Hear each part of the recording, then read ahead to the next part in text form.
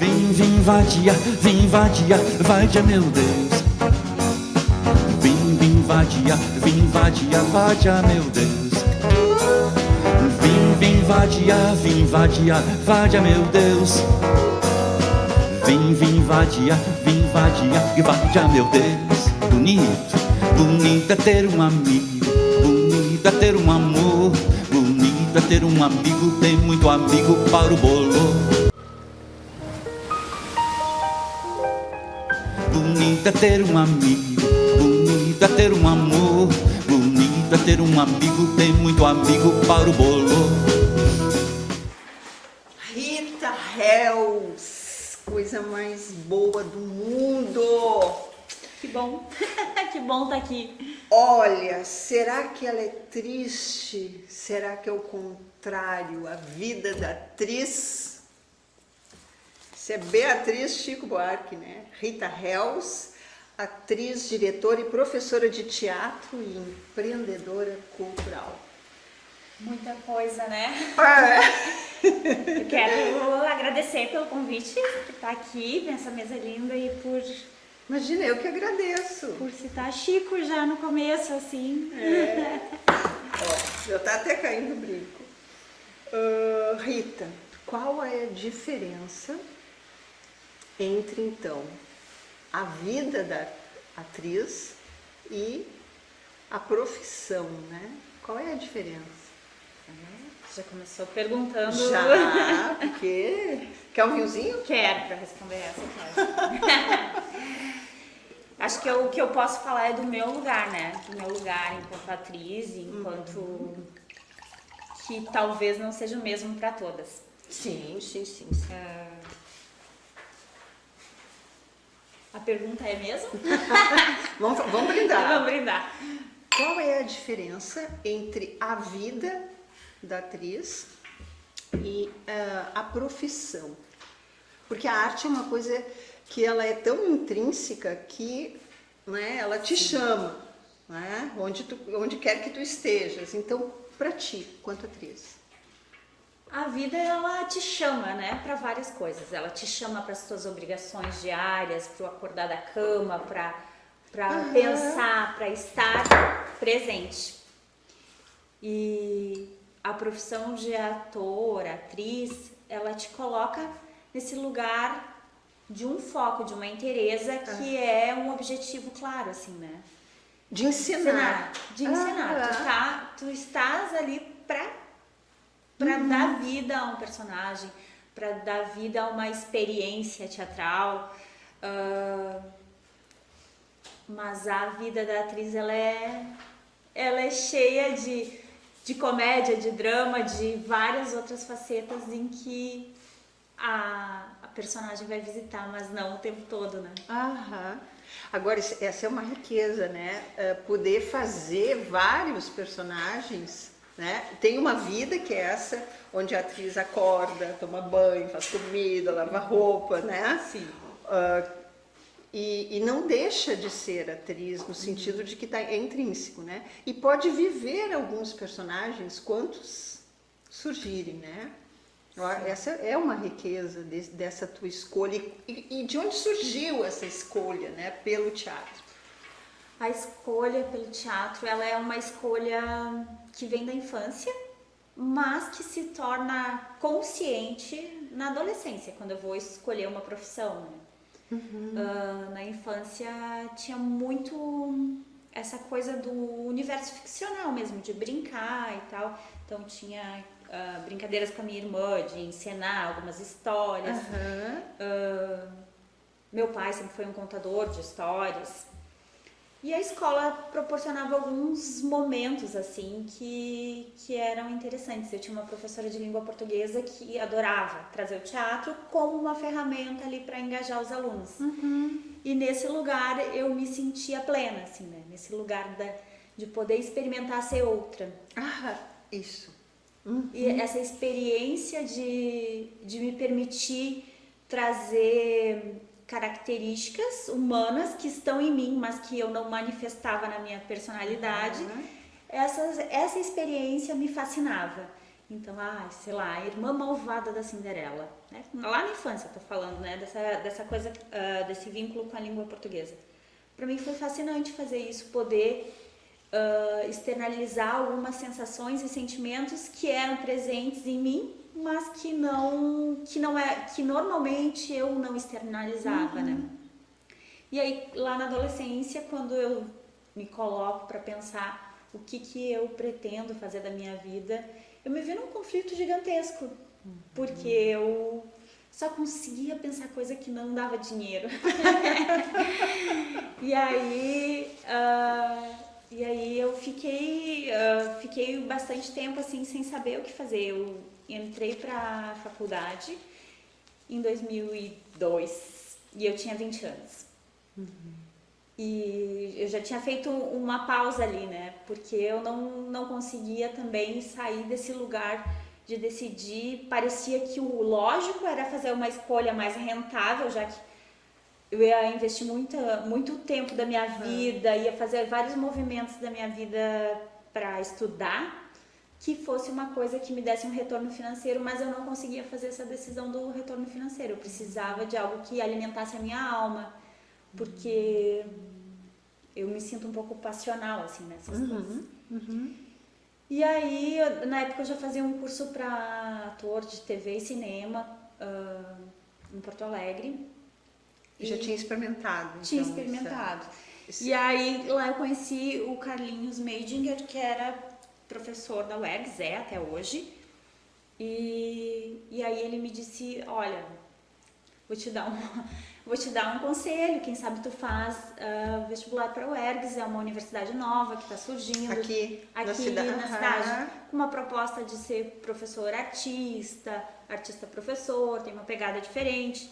E eu fiz o vestibular, passei, vim para uma cidade que eu não fazia ideia onde ficava. Porque tu és de onde? Eu sou de Osório. Eu sou de Osório. E aí eu me fascinei também pela coisa do ensinar teatro. Mas eu não chego na universidade pensando em ensinar. Eu pensei assim, eu vou lá, eu faço o que me interessa e depois, né? Depois vida que segue. Só que é inevitável tu ser afetado, né? Pelas experiências. Então, a universidade me afeta nesse sentido. Me afeta pensando que, como atriz, eu posso aprender a ser atriz e ensinar. Se eu soubesse a dominar isso, se eu estudar sobre técnicas de ensino sobre isso, eu posso, né? Desde que eu aprenda as técnicas. E aí começa uma grande aventura de que é ter essa profissão que te exige muitas outras profissões. Porque trabalhar com arte não é fazer uma coisa específica, pelo menos eu não conheço muitas pessoas que fazem isso. Não é ser somente atriz, Não é ser somente atriz, ou sei lá, se tu vai escolher ser diretor, tu não vai ser só diretor. Tu vai ter que hoje te produzir, tu vai ter que organizar o teu cenário, pensar o teu figurino. Raros são os casos onde tu consegue realmente não ter um desvio de função, né? Que hoje no mercado de trabalho mais formal, numa empresa, as pessoas conseguem focar na sua função específica, mas já no nicho da arte, relacionado ao teatro, tu precisa entender um pouco de tudo. Coisas. Mas te ouvindo assim, quando tu diz sobre ensinar, e pensando nisso que tu está falando, assim, que precisava ouvir a tua alma. É uma coisa que assim, quando tu vai fazer uma coisa que não tem minimamente, né? Algo que tenha esse chamado pela tua alma, vai dar errado.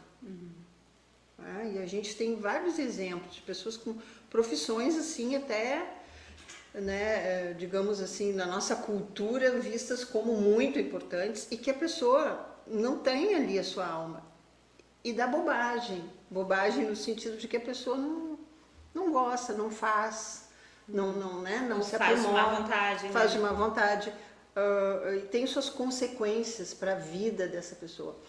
Então, minimamente, essa alma, como tu diz, que é esse sopro, ela precisa estar ali, né? Precisa sustentar um pouco aquilo ali.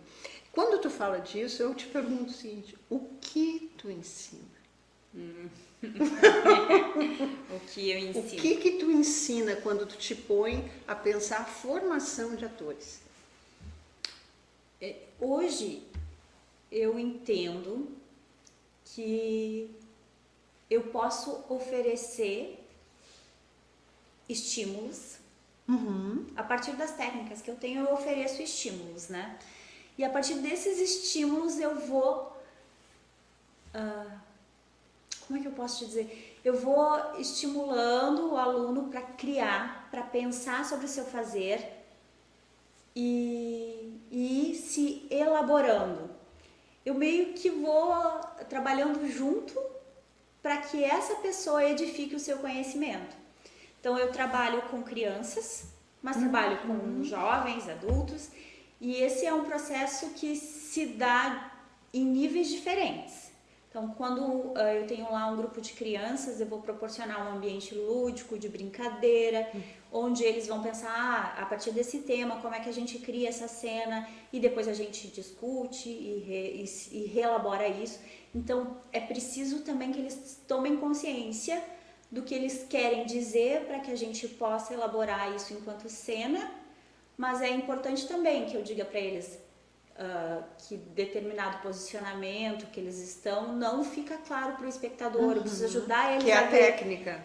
ajudar a ver isso. E às vezes eu preciso fazer um jogo que mostre isso para eles, um jogo que mostre sobre silêncio, sobre atenção, sobre soltura às vezes, porque às vezes tu vai ter lá um aluno que é super travado, que não consegue se expressar, então tu precisa proporcionar um ambiente para que essa pessoa se solte. Porque essa pessoa sente a vontade de colocar isso para fora, mas Então, eu preciso proporcionar isso para o aluno. Porque, assim, eu vejo pessoas que procuram o teatro porque dizem assim, eu queria tanto, mas eu sou muito tímido.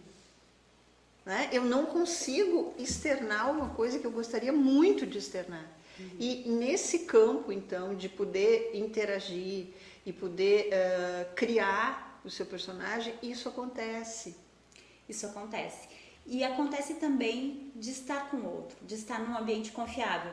Então, quando a gente começa a jogar, e aquele espaço onde a gente está criando é um espaço onde tu não é julgado, que é livre do julgamento, onde não tem certo e errado, onde tu pode reelaborar aquilo que tu fez e não vai ter nenhum problema, nenhuma grande consequência, aquela pessoa também vai transformando dentro de si alguns medos, algumas inseguranças e vai se colocando, se permitindo. Então, o teatro, por isso que muitas vezes também a gente associa a relação com o teatro com uma relação terapêutica. Sim. Porque é isso, né? E não precisa ter esse direcionamento de cura, né? De terapia, mas ele vai automaticamente te conduzir por caminhos internos que te levam a essa reelaboração enquanto sujeito. Sim. Né? Esse se reinventar, não somente atrás do personagem, mas se reinventar enquanto este que pode se expor. Né? Essa é a grande reinvenção também. Né? Se tornar outro naquilo que está se propondo. E o jogo, esse ambiente que tu fala que é um ambiente seguro, eu acho maravilhoso. Assim. Sim, e permitir que a pessoa descubra a sua potência, né? Às vezes, algo que em outro ambiente é censurável, naquela criação de cena, nossa, é maravilhoso pro personagem, faz isso, repete isso, te apropria disso, dá mais intensidade, dá menos intensidade, também faz com que o aluno vai percebendo. Mas, óbvio que conforme for o nível do aluno, né? A gente está trabalhando com alunos adultos, com um aluno que vai estar sozinho em cena daqui a pouco, e aí tu vai ter que ajudar aquele aluno em outras questões. Talvez aquele aluno já saiba se posicionar em cena, já saiba dar um texto, mas ainda precisa, então, criar diferentes nuances naquele texto, mergulhar também no subtexto que o texto oferece, ou perceber outros elementos que são textuais e visuais, que estão nas entrelinhas. Todas essas coisas, elas fazem parte desse estudo. Sabe que na minha adolescência eu fiz teatro. E nós tínhamos um grupo de teatro que era um grupo, na verdade, de convivência. Né? Então eu tive o prazer de experimentar isso de uma maneira assim, por isso que eu sei que realmente, né, É riquíssimo, acontece. Eu fiz um personagem chamado Pluft o Fantasminha. né? Né? E aí, então, na minha formação em psicanálise, na minha análise, isso vem muito, porque o Pluft o Fantasminha é um personagem que é assexuado, por exemplo, né? Ele nem existe, ele tem medo de gente, né? Então, toda essa possibilidade que o personagem dá e o grupo, né, que consegue criar um ambiente seguro e de confiança, como tu fala, né? Eu acho isso assim, por isso que quando se ensina teatro, talvez se ensine muito mais proporcionando aquela aula. É uma formação para a vida. Né? Sim. Aí a gente vive um momento bem delicado, assim, né? Que esse espaço para conviver com o grupo, ele é cada vez mais direcionado, né? Então, a gente tem escolas que tem lá um formato, uma rotina, tal, e que é rico, isso é importante para a formação dos indivíduos, mas Tu diz escola de ensino, tá? Porque todos nós, né, na nossa cultura, a gente passa pelas escolas, seja ela pública, privada, a gente vai passar por uma formação. Mas a gente não consegue ainda ter um espaço de voz e de criação. Concordo. A gente consegue direcionar a criação das pessoas. Então, essa pessoa, ela cria a partir de um direcionamento muito específico e isso funciona, de certa forma funciona, mas ela tem um limite, assim, né? Me parece que o teatro, ele pode proporcionar para quem faz teatro, seja adulto, ou seja criança, ou seja idoso. Né? Eu trabalho com um grupo de idosos também. Ah, é? Eu tenho um grupo da maturidade do SESC. E aí são experiências muito distintas, né? Que interessante isso. E é muito rico, assim, né? E essa possibilidade de colocar as pessoas num grupo falando sobre si, sobre como imaginam a cena, como elas entendem o que está sendo dito ali. E às vezes é uma palavrinha ali que as pessoas ficam pensando sobre ela, ou essa é a entrada, quando eu entro assim, o que está significando? Isso nos faz revisitar muitas coisas, né? Muitas coisas. Então, me parece que ter a possibilidade de criar a partir do teatro é ter a possibilidade de repensar a vida. Isso. E aí, pensando isso que tu está falando, qual seria a função desta arte no social? Para que serve o teatro? Porque isso a gente ouve, né? Para que serve a arte? Para que serve o teatro? Que bobagem o teatro. Mas aí uma função seria muito difícil de dizer, né? Eu acho que tem muitas funções. Uma delas é criar outros mundos possíveis. Então, quando no ambiente de sala de aula, quando tu cria com os alunos, quando no teu grupo de teatro, vocês criam uma peça, vocês, eu, nós criamos um outro lugar possível de existência. Que é esse que a gente vai apresentar para as pessoas, mas que é também esse lugar do convívio, onde a gente pode, a gente é poderoso, né? Sobre a elaboração e reelaboração de discursos, eu acho que o teatro é fantástico e que nos ajuda a pensar sobre a vida e sobre nós mesmos. Então, a partir do teatro, acho que a gente pode pensar sobre os discursos, as narrativas, né? Seja de uma forma didática ou de uma forma filosófica. Pensar as narrativas a partir do teatro é algo que que é muito intrínseco, é quase que inevitável, assim. Tu vai trabalhar a partir de uma história X ou de um tema X e tu vai ter que elaborar uma dramaturgia, e essa dramaturgia tem uma condução, uma narrativa, tem um olhar, um ponto de vista, tem uma mensagem que está sendo dita, tem um desfecho, e todas essas questões...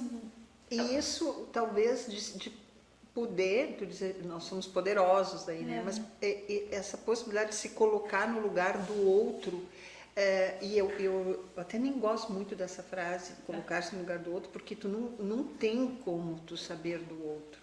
O outro que fala. Ou imaginar-se no lugar do outro, talvez. Como semelhante. Como semelhante. Colocar-se no lugar do outro como semelhante. Quer dizer, se eu faço a irmã malvada da Cinderela, né, por exemplo, eu consigo me colocar no lugar dessa irmã malvada, que sei lá como é que ela se sentia, né, e se colocava como malvada, né, em relação à beleza, enfim. Então, eu acho que isso, talvez, né, essa função no social, sim, de proporcionar esse colocar-se no lugar do outro como semelhante. Sim. Eu acho que isso a gente está com problema, né, na nossa civilização. Sim. Mas também, assim, o teatro, ele vai nos proporcionar também um trabalho coletivo de grupo, né?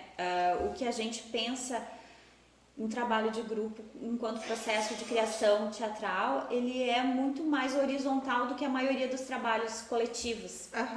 Então, por exemplo, assim. Por exemplo, deixa eu pensar num ambiente acadêmico ou num ambiente de trabalho. Muitas vezes o trabalho coletivo é aquele trabalho onde cada um faz sua parte, né? E aí a gente dá conta, cada um da nossa parte, a gente apara as arestas e esse é um trabalho coletivo. Agora, criar uma cena junto não é só cada um fazer a sua parte, eu tenho que estar contigo, a gente tem que jogar junto e a gente tem que criar junto. Então, é uma outra camada, é uma outra camada de participação, de doação, de não julgamento do outro, porque às vezes daí tu vai estar super bem na tua cena e o teu colega que está contracenando contigo ainda não chegou nesse nível. Pode ser que depois de alguns ensaios ele vai chegar, mas ele ainda não chegou. E para te fazer ele chegar, tu tem que proporcionar para ele também essa tua entrega. Sim. Né? Essa organicidade, né? Esse envolvimento. E assim, como é que é este intangível da arte e isso que precisa se colocar um valor? Dificílimo, dificílimo. Principalmente quando tu inicia, né? As pessoas sempre te dão uma oportunidade de trabalho a partir de uma oportunidade de visibilidade, né? E aí, depois de um tempo, tu entende, opa, né? Isso não é viável. Mas daí também tem muitos trabalhos que te proporcionam dinheiro, mas que não fazem sentido para ti. E aí, ou que tu vai ficar numa máquina produzindo coisas que não... Então, encontrar esse lugar de trabalho que te proporcione tu sentir que tá fazendo arte ainda, né? Que tu ainda tá te expressando através daquele processo criativo, que o produto que vocês têm enquanto grupo, enquanto é um produto artístico e ainda é um produto rentável, é um negócio que tu precisa ter um jogo de cintura incrível, assim, e difícil de alcançar. Porque precisa chegar, né, como é que a gente diz, tem um custo, né, de tempo, de como é que tu coloca isso que é um valor financeiro para poder acontecer a coisa. Além disso, assim, a gente no Brasil, a gente está muito ainda dependente de leis de incentivo, né? Ai, como é que tá isso?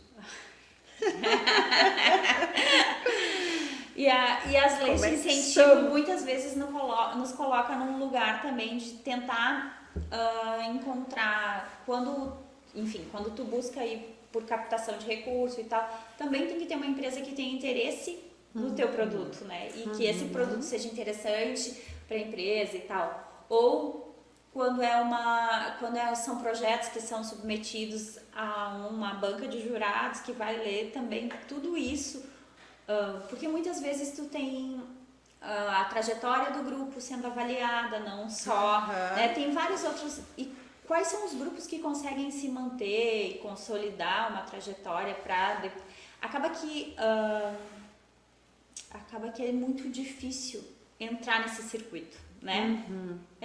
Acho que para algumas pessoas ele funciona, mas ainda é muito complexo e a gente no Brasil ainda não tem também uma cultura tão grande de ir ao teatro, né? A gente vê uma cidade como Montenegro, que ficou 8 anos sem o seu teatro municipal e que agora cria uma retomada, mas que a gente sabe que a maior parcela da população não vai ao teatro, e a cidade às vezes oferece coisas gratuitas e tal, mas a gente não tem esse hábito de estar lá. E aí tem coisas que são pontuais, assim, como que a gente, para quem que a gente está fazendo também? O que a gente está fazendo? Se a gente está produzindo arte para nós mesmos, será que faz sentido? Nós mesmos, os artistas? Será que faz sentido? Pois é, qual é a arte que alcança ao ponto da pessoa se interessar, da pessoa né? comum, daquela pessoa que tá lá trabalhando no comércio e tem vontade de ir, da pessoa que tá no seu escritório e tem vontade de ir, da pessoa que trabalhou no hospital e tem vontade de ir. Quem vai te assistir? O que tu acha que acontece? O que tu acha? Tudo que eu disser é mera especulação, né? Sim. Eu acho que a gente é condicionado a algumas coisas, assim. Acho que somos condicionados a ficar em casa, a ficar na tela ou a consumir outro tipo de cultura e de lazer, assim, né? E qualquer coisa que desacomoda, às vezes já não é... Eu acho que a arte desacomoda. Já não é muito confortável. A arte, ela desacomoda. Eu acho que a gente sofre de uma grande melancolia nos últimos tempos. Então, daqui a pouco, se eu vou para uma peça de teatro, aquilo me toma de uma forma, né? Ou se eu vejo uma obra de arte, ou se eu escuto uma música, aquilo mexe comigo e eu... Sim. Pode ser por aí, né? Eu acredito que tem bastante disso, assim, né? E que a nossa vida também tem estado nesse lugar também de um peso, né? De um peso. Mas... É um mal real. Rita, coisa tão boa esse bate-papo aqui. Espero que tu volte mais vezes, né? E... Vadia, meu Deus. Vim, vadia, meu Deus. Bonito é ter um amigo, bonito é ter um amor, bonito é ter um amigo, tem muito amigo para o bolo. Vim, vadia, meu Deus. Vim, vadia, meu Deus. Vim, vadia,